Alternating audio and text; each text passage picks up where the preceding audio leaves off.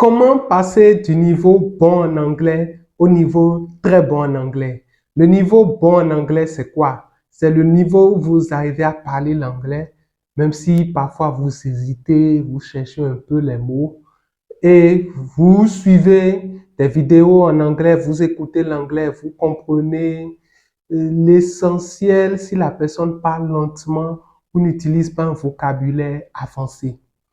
Et le niveau très bon, c'est le niveau où vous parlez sans hésitation. Il n'y a pratiquement pas d'hésitation lorsque vous parlez l'anglais. Les mots viennent naturellement, les mots viennent tout seuls. Et quand vous suivez des vidéos, vous écoutez l'anglais, vous comprenez au moins 90% de ce qui est dit. Parfois même, vous comprenez tout. Vous n'avez pas besoin que quelqu'un vous explique. L'essentiel est toujours compris. Donc, comment passer de ce niveau bon en anglais à ce niveau très bon en anglais? C'est ce que je vous explique dans cette vidéo. Pour ceux qui ne me connaissent pas, moi c'est Coach Jean-Baptiste de l'anglais rapidement, le centre de formation où nous vous aidons à apprendre l'anglais rapidement. Ok, avant de vous expliquer comment, je vais vous raconter une histoire. C'était en 2020. Un de nos anciens apprenants m'avait écrit. Il voulait que j'apprécie une partie de son mémoire qui était entièrement rédigée en anglais. Donc, il voulait avoir mon avis par rapport à ce qu'il a rédigé. Et j'ai lu ce qu'il m'a envoyé et j'étais impressionné parce qu'il n'avait fait aucune faute. Grammaticalement, tout était correct. Le texte était clair, le message était passé. Donc, je lui ai dit qu'il a fait un très bon travail. Mais il pouvait faire mieux. En fait, en lisant le texte, je voyais qu'il avait un niveau bon, mais ce n'était pas le niveau très bon. Par exemple, il avait un paragraphe où il avait utilisé le mot important plusieurs fois.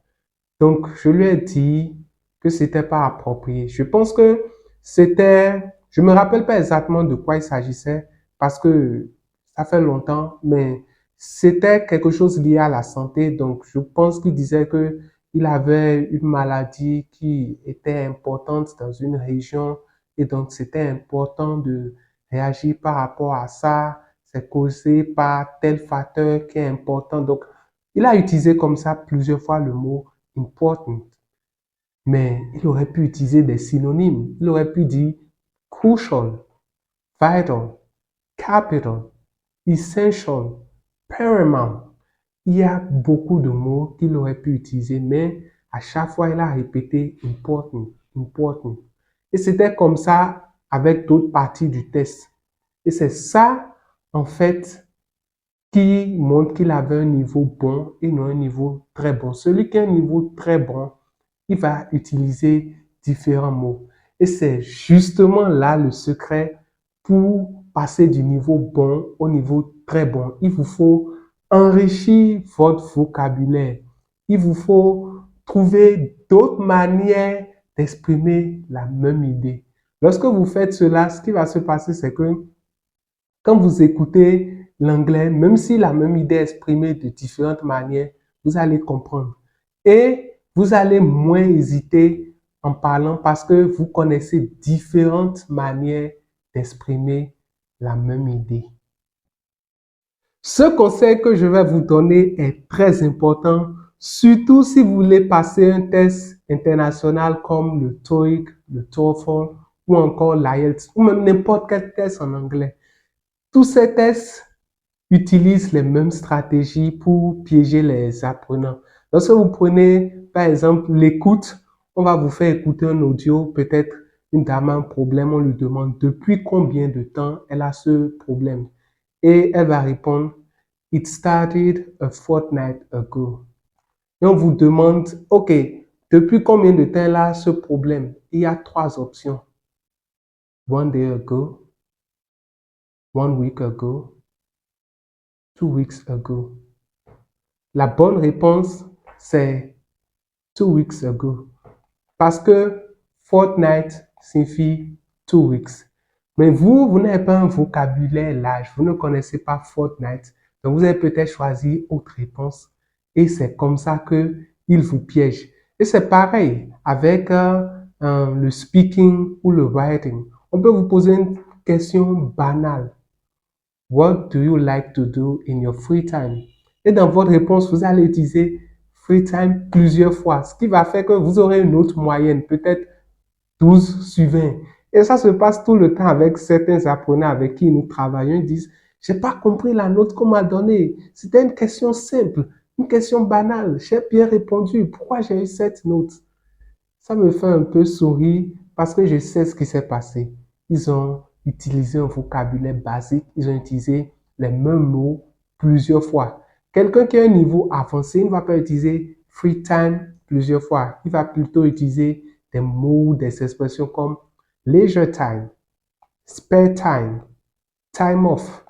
Et ça montre qu'il a un vocabulaire large. Donc, c'est ça qu'il vous faut maintenant pour passer du niveau bon au niveau très bon. Mais comment y arriver? Le secret, c'est d'écouter souvent l'anglais, de lire souvent l'anglais.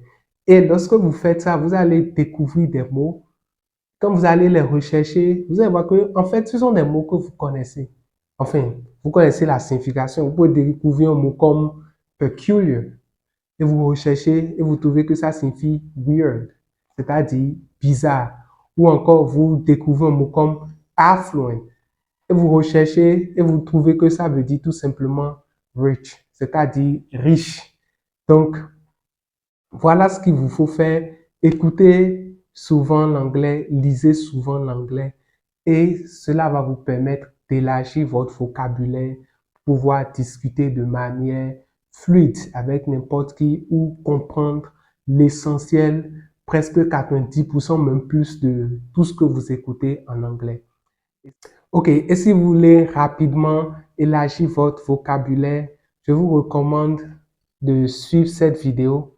Cliquez ici pour découvrir comment améliorer votre écoute en anglais.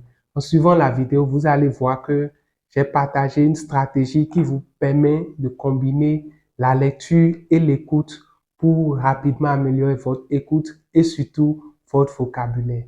Donc, cliquez ici pour suivre la vidéo et à très vite.